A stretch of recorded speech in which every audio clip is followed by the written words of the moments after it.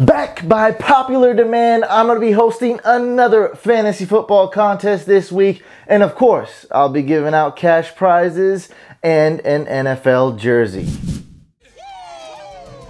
What's going on, fantasy football fans? I'm your host, Hussein the Brain, and you're watching The Couch. These are my Week 9 NFL DFS picks. I partnered up with DraftKings to bring you guys a Week 9 fantasy football contest. Here are the details. This contest is only for Week 9. It's $3 to enter. Up to 100 people can enter. You can enter only 2 times maximum. There's going to be cash prizes for the top winners. And first place, of course, gets an NFL jersey. Now, if it's your first time playing on DraftKings with a minimum deposit of $5 or more, you'll get free entry into this contest. Super simple to enter. All you got to do is follow the link below in the description, pick your team, hit enter. Of course, I'm going to be playing, so see you guys on there. Before we get into the picks, here's a look at last week's winning team. Congrats, Klafka. By the way, I just ordered your Kareem Hunt jersey, so you should be getting it real soon. Now on to the picks. Dak Prescott, Alex Smith, and Derek Carr are some of the quarterbacks I would consider picking this week. Good quarterbacks. Keep in mind Derek Carr is playing Sunday night, and that is not in the main slate. The 2 quarterbacks I really like are Drew Brees, playing at home, $7,000, kind of expensive, but not too expensive. I don't feel like there's too many really expensive quarterbacks this week. Some of the main quarterbacks and some of the main players are on bye. The other guy I like is Matt Ryan, a guy that's been pretty disappointing this year, but there's a lot of upside. There is risk, but not too much. Matt Ryan has been fairly consistent, which makes him not too bad in a cash game. Cash games, of course, are 50-50s, double ups, and head-to-heads. Not that bad, and I think he does have some upside. For 6,200, he may not even be owned that much, so you may be slightly contrarian. Not a super sleeper pick or anything, but just kind of giving you another option other than Drew Brees. So if you need to save a little bit, you got Matt Ryan. If you can spend up, you got Brees. Now moving on to GPP quarterbacks. So we're looking for guys with a lot of upside, guys that may not be consistent, and of course, probably the most important thing, make sure they're contrarian. That's going to be a huge factor when picking players for GPP. We got Jameis Winston, 5,800. This guy is not consistent, and we kind of like that. He's up and down, so he has a potential to finish as a top 3, a top 4 quarterback, which is what you want in GPPs. You got to have a top 4 quarterback, basically. Now let's go to a much more contrarian pick. We have Jacoby Brissett at 5,200. This one is a lot of risk, and we're talking contrarian here. I think Brissett will be quite the contrarian. You go with him, stack him with Hilton. I like that stack. Hilton has been horrible lately. He will not be owned in a lot of leagues. My favorite running back this week is hands down Kareem Hunt, 8,600. I think this is a no-brainer. Bell is on a bye week, and also Ezekiel Elliott is suspended. Those are our pretty much go-to stud running backs every week in DFS. And now Kareem Hunt is actually facing a sweet match. He has a sweet matchup. He's facing the Cowboys. Last week he faced the Broncos and it didn't pan out that well. I thought he'd do a little bit better, but of course that's a tough matchup. At 8,600, he's going to be worth the price. Now, if you do pick Kareem Hunt, you're probably going to have to pair him with a much cheaper running back, or something's going to have to suffer. You're going to have some really cheap wide receivers, like a minimum price tight end or a cheap quarterback. It's going to be hard to fit 2 stud running backs, but I got plenty of, actually, yeah, I got a lot of options at running back. So my other stud would be Mark Ingram. His price isn't going to really reflect his usage. This should be a game that both Kamara and Ingram get a lot of work. Kamara's also a guy I like, by the way. It's full PPR. You gotta like Kamara in full PPR. So Mark Ingram at 7,600, sweet matchup against the Bucks. His price should be more like 7,800, 7,900, I'm thinking. He's priced way too cheap. Like, for example, Leonard Fournette is 8,400. I'd much rather have Mark Ingram at 7,600. Like, that's a no-brainer. We also have Christian McCaffrey, 6,500, just because it's full PPR. We know that Kelvin Benjamin is out, so it's not that bad. He'll get a lot of targets. He'll get a lot of usage. He'll even be used as a decoy on a lot of plays. Then, of course, we have Alvin Kamara at 6,300. Same deal. We talked about him a little bit. Don't like him as much. Like, I like him every week, but his price went up a little bit, I think. If I'm trying to remember, last week his price was 5,900, something like that. Maybe the week before it was like 5,700, 5,800. So it keeps going up. Each week, Adrian Peterson's not there. Alvin Kamara's price keeps going up. 6,300 is like an okay price for him. It's not expensive, nor is it cheap. Here's one that's going to be a little bit more of a contrarian pick. Ever since the bad news of Deshaun Watson being injured came out, you got Lamar Miller at 6,200. I think this is still a really good matchup for him. Of course, the upside with the Texans isn't quite there as much as it used to be. There's going to be less touchdowns, less scoring for the Texans offense as a whole, unfortunately. So that does downgrade Lamar Miller's upside just a little bit, or maybe a little more than a little bit. I like Doug Martin at 5,800. Same game. We're targeting this game quite a bit here, going against the Saints. He hasn't been that well recently, but we know he's talented. We know this is a good offense, or it could be a good offense. And Doug Martin, 5,800, that's a pretty cheap price. We also have Adrian Peterson at 5,600 going against SF. That's my team. There's a lot of risk. A lot of upside. I don't think he'll be contrarian. That's the only thing. So in GPP, he's okay in GPP, but I'd be more willing to pick him if I knew he's going to be more contrarian. Now, because they're playing against the 49ers, a winless team, people are going to see that. They're going to think that's a sexy matchup, which it is, and they're going to pick him. But there is risk. Carson Palmer is out. The offensive line isn't that great. I don't know if I'm going to pick these two guys a lot, but I wanted to talk about them really quick. So we have McFadden and Alfred Morris priced at the same price, 5,500. And I think in a cash game, you don't want to go with McFadden because Alfred Morris is the starting running back. He's practicing with the first team. He's going to be the featured back. Now we know Rod Smith's going to play a little bit, and McFadden's going to play, but Alfred Morris should be the guy who gets anywhere from 14 to 21 carries is what I'm projecting him to get. And at 5,500, that's not so bad. The matchup is okay, as in the Cowboys should be able to run the ball against the Chiefs, but the Chiefs' run defense isn't terrible. They do okay. They keep running backs in check when it comes to fantasy usually. With this Zeke suspension, I think this is a big deal, and I just kind of wanted to brush up on these two Cowboys running backs. Devonta Freeman is injured. I think he'll be okay. I think he's going to play, but in case he's out in a cash game, you almost have to have Tevin Coleman. That's if Devonta Freeman misses time. Tevin Coleman is 4,700 going against the Panthers. Would be super cheap, super chalk if Freeman were out. In the Sunday night game, we have Marshawn Lynch, only 4,000. A guy I really like in GPPs is the homie Drake going against the Raiders. It's going to be really cheap. I think he's priced at 3,900, and that's pretty cheap. Definitely don't want him in a cash game though, because we don't know about this Dolphins team as a whole. We don't know how many carries Damian Williams will play. Shoot, I honestly don't even know if Drake is going to be the starter, but that's just the guy I'm thinking will start. I know Abdullah hasn't been good lately, but I think this is underpriced. Now he's playing Monday night, so he's not in the main slate. I'm not going to talk about him too much. But 3,900 going against the Packers, I think this is a no-brainer. If you were to play a contest that includes Monday Night Football, I think Abdullah is a must-pick in cash games. Now for a couple punts, we have Jonathan Stewart, 3,500. I think he's a safe play. Not a lot of upside though, but super cheap, basically minimum price. And then we have Eddie Lacy, who should be the starting running back on the Seahawks. playing against Washington, not a good defense, but not a bad defense either. They're okay.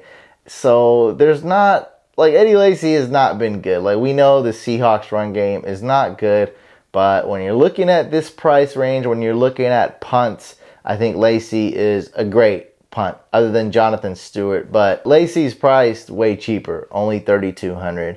That's $300 cheaper than Stewart. Is Julio Jones going to be chalk? I think he's going to be a little chalky, because for the people that remember last year, he had that 300-yard game. It was just insane. He had like close to 50 fantasy points staying near. So he had 300 receiving yards and a touchdown. It was insane. What does that come out to? Like, yeah, that comes out to 50 fantasy points. Yeah, it's just freaking insane, man. The second time he faced the Panthers, he didn't do that. But we all know Julio Jones has this potential. I think he's going to have another good game. You know, remember the 300 or not, I have a gut feeling about Julio Jones. I think 7,800 is a steal for him. His price isn't quite reflecting it. You know, these prices are before Deshaun Watson got hurt. That's when the prices came out. Hence why Hopkins is 9,200. The other guy I have a lot of confidence in is Michael Thomas, 7,200. I like him both in GPP and cash games. Great matchup. He's going to be really reliable. There's some other guys I like. I know there's a lot of teams on by. I just want to mention really quick. Doug Baldwin, 6,900. Tyreek Hill, 6,700. Amari Cooper, Sunday Night Football, 6,600. Three guys I really like are Crabtree, 6,500. I think he's going to have the best matchup going against the Dolphins. That's Sunday night, of course. Then we have Dez Bryant going against the Chiefs. With Ezekiel Elliott out, and people have been asking me, like, does this mean Dak Prescott's going to be better? And I tell them, like, his value, I think, goes up slightly more. The team is going to rely a little bit more on Dak Prescott, so his value goes up a little more, maybe a couple more pass attempts per game. Nothing major, though. I don't want to go too crazy with this, okay? But I think the passing game is going to be a little bit more profound. We should see more usage of all the wide receivers and Jason Witten, the tight end, therefore boosting the value of Dez Bryant as well. I think with 6,400, the price is cheap enough that the risk is going to be worth it. There's not much risk. There's just a lot of upside. I love this. I absolutely love this pick. And it's one that's not, it's in the main slate. So, hey, that's a big plus. Because the next guy I got is Jarvis Landry. He's going against the Raiders. That's Sunday night. That's not in the main slate. Hey, man, this is full PPR. And Jarvis Landry has an amazing matchup. So, if you're playing in a contest that includes this game, look for Jarvis Landry. Awesome price, awesome floor. Not that bad of an upside considering he might get he will get double-digit targets, get a lot of receptions, and just might break that 100+ yard bonus. Deshaun Jackson is a guy I would only pick in GPPs. They're playing in New Orleans, 5,500. Now get ready, hold on to your seats for some super chalk. We have Devin Funchess, 5,500, going against Atlanta. Decent matchup, decent wide receiver. And you all know Kelvin Benjamin has been shipped off to Buffalo, making Funchess super chalky. Everyone in a cash game is going to pick him. And on top of that, his price is extremely low, 5,400. That's very low. I haven't seen too many wide receivers under 5,500 that I would even consider putting in my lineup. Well, there's one, T.Y. Hilton, 4,900 going against the Texans. I know T.Y. Hilton has been garbage, but I still think he has some talent. And if he wants to play, he can have a successful game against the Texans. I truly believe this. At 4,900, the price isn't too bad. The risk is there though. But at the same time, I have not found a lot of wide receivers that are cheap that I like. I mean, we need some cheap players. You need at least a cheap quarterback, a cheap tight end, or one cheap running back, like, in order to make this work. is salary cap game. For tight ends, my favorite tight end this week is Zach Ertz. He's playing against the Broncos, and that might scare 1 or 2% of people playing on DK. I'm not scared of it. I think it's an excellent matchup. Look, he's probably going to have 1, maybe 2 mediocre games this season, but hasn't so far, and I'm willing to ride the train until that happens. I just don't see it happening this game. Alshon Jeffrey, Torrey Smith, Nelson Aguilar, maybe 1 or 2 of them have an okay game, but those wide receivers all have tough matchups. It's going to be tough for them. Who doesn't have a tough matchup is Zach Ertz. There's been some success when it comes to tight ends facing the Broncos D. And the Broncos D is good overall. They have the whole package. But Zach Ertz, he's been so consistent, even though he's the highest priced tight end, I wouldn't mind putting him in some of my lineups if I can afford it. Now, a lot of times I don't like to spend up on tight ends, especially on cash games. So I got some cheaper guys. We got Jimmy Graham, 5,000 going against Washington. Love that one. Another one I really like is Delanie Walker, 4,900 going against the Ravens. Let me know. I think that's going to be a little bit contrarian. I just feel like Delanie Walker doesn't really pop. He just had a bye week recently, right? I think, right? Was the tight ends on bye? Titans were on bye recently, right? Yeah, I think, yeah, they were. And he hasn't been that good as of late. He just doesn't have that big name. I think Jordan Reed is a sexier name. Gronkowski, now Zach Ertz, Kelsey. Like, these names are much bigger, much sexier. And I think Delanie Walker just doesn't have that big name. And I think this is a good contrarian pick. Now, another thing I like is the price. I feel like you can get a top 3 tight end this week. He has that potential. For only $4,900, it's not going to be that expensive. A guy I'm going to probably be avoiding, but I just wanted to mention that Jordan Reed is probably not going to be playing. And if he doesn't play, Vernon Davis is going to be kind of chalky. Now, me, myself, I'm probably going to avoid Vernon Davis. His price is good, $4,100, but them playing in Seattle, I don't like it that much. I'd rather go with some other options. We've seen Tyler Kroft. He's only $3,900, and it may seem he has a tough matchup against the Jags, but he's seen enough targets that he's pretty much a tight end 1, meaning he could finish the season as a top 10 or top 12 tight end, you know, considering since he's been the starter after Tyler Eifert got hurt. For that price, it's going to be really good. I think he'll see at least 5 targets and have some success. Like most tight ends, he will be touchdown dependent, but the price is right, $3,900. I got 2 cheaper tight ends that are really good too. Austin Hooper, $3,700. He's more of a boomer bust guy. I think this is very risky, and yeah, man, this is just a risky one, and you may want to avoid it in cash games, but in GPPs, Austin Hooper, not so bad. Another tight end, and this one is a punt right here, is Ed Dickson, 3,100 going against the Falcons. He's pretty much here because of 2 reasons. Kelvin Benjamin is gone, so he might see a couple more targets. And his price, 3,100, that's pretty much like minimum price for a starting tight end.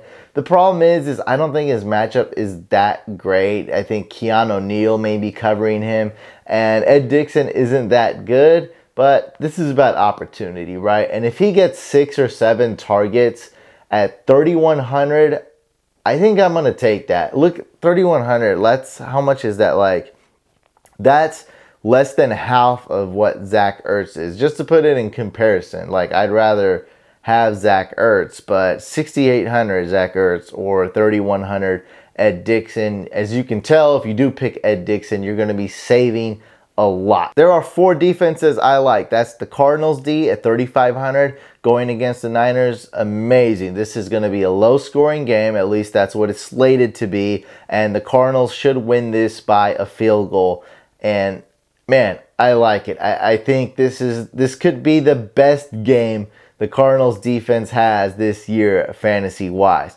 I also like the Eagles D. Now, they're a little bit cheaper. They're going against the Brock Lobster, 3,300 going against Denver. That's not so bad. and I wanted to throw a contrarian pick here, the Niners defense. This defense has been pretty bad, but this week at price at 3,200, they are a little bit expensive for the Niners D, and they may get overlooked because people like to look at cheap names that stand out. I think the Niners D is going to be really have a lot of potential, but a lot of risk as well. And the price is kind of not worth it. That's why I love it as a contrarian pick. So in the GPP lineup, you might want to pick the Niners D. Like that's nothing more than a high risk contrarian pick. One that I like as a punt though, I really like this defense. I'm not gonna lie.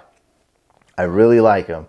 Is the Colts D. Anyway, I got the Colts D at 2,000. Now they're playing against the Texans team without Deshaun Watson. And I say there is no risk here because it's 2,000, and there's a lot of upside. So you're risking that they won't do that well, but you're not going to be spending a lot. Like look at the Jaguars D, for example, is 3,800. So for half that price nearly, you can get the Colts D, and there is some upside here. This could be a close game. It could be a low-scoring game. And defenses are tough to predict week to week. We've seen, especially recently, a lot of weird plays on defense, and that's all you need. Get a safety, get a pick six, a fumble recovery, special teams makes a play. And these are tough to do, but you get one of those, the momentum shifts, then you get another play or two on defense and special teams, and boom, you're scoring 20 plus points on defense, which is probably not going to happen for the Colts. But if they make one big play, they're going to return value and then some. To enter my Week 9 fantasy football contest, make sure you guys follow the link below. We got to fill it up. We got to get 100 entries in. Remember, you can enter up to 2 times. If we do, we'll probably have another one next week. If we don't, we probably won't have another contest next week. It's just the way it goes. If you haven't already, make sure you subscribe by hitting this couch icon for more awesome contests, DFS videos, and of course my waiver videos. Make sure you like the video, leave a comment below, and if you're asking a question, make sure you use the hashtag AskTheBrain. I'll see you guys on the next video.